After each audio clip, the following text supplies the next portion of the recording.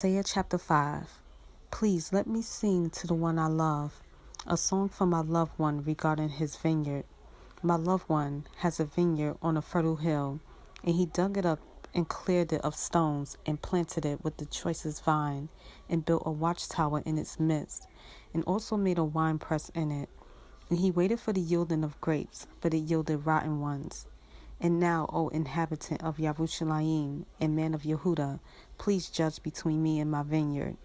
What more could have been done to my vineyard that I have not done in it? Why, when I waited for the yielding of grapes, did it yield rotten ones? And now please let me inform you what I am doing to my vineyard, to take away its hedge, and it shall be burned, to break down its wall, and it shall be trampled down, and I lay it waste. It is not pruned or dug, and thorn bushes and weeds shall come up. And I commanded the clouds not to rain on it. For the vineyard of Yah of hosts is the house of Israel, and the man of Yehuda is the pleasant plant. And he looked for right ruling, but see oppression, for righteousness, but see weeping. Woe to those who join house to house, and add field to field, until there is no room, and you are made to dwell alone in the midst of the land. In my hearing, Yah of hosts said, truly many houses shall be a waste, big and fine ones without inhabitant.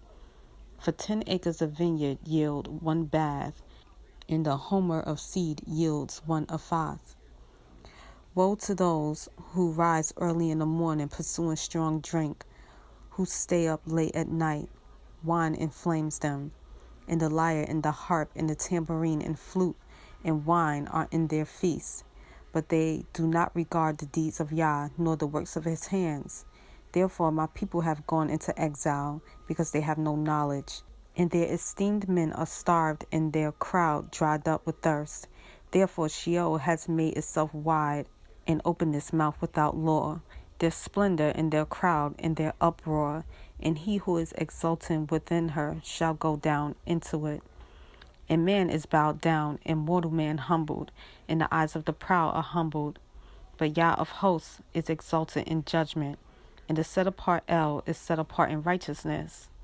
And the lambs shall feed in their pasture, and strangers shall eat in waste places of fat ones.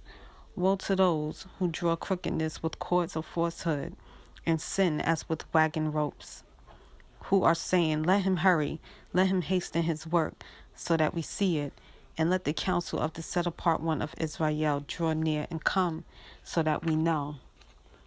Woe to those who call evil good and good evil, who put darkness for light and light for darkness, who put bitter for sweet and sweet for bitter.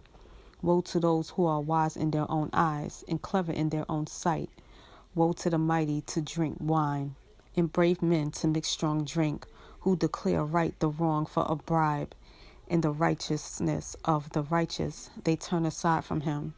Therefore, as a tongue of fire devours the stubble, and the flame consumes the chaff, their root is as rottenness, and their blossom goes up like dust, because they have rejected the Torah of Yah of hosts, and despised the word of the set apart one of Israel.